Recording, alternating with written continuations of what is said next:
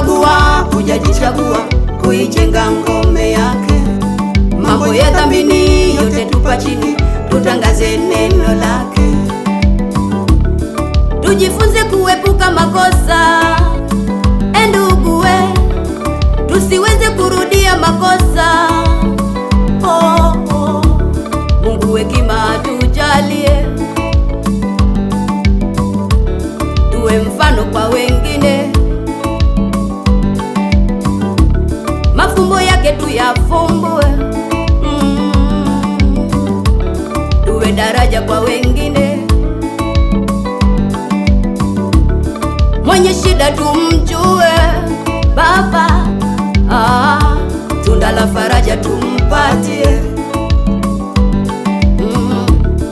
Maana mwenye moyo safi, huyo atamwona Mungu. Wale wapatanishi wataitwa wana wa Mungu. Heri wenye upole, hao watarithi nchi.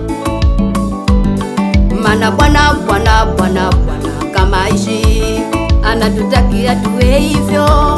Mrejesheni huyo tu kwa upole. Iyo salama, naomba tuishi salama.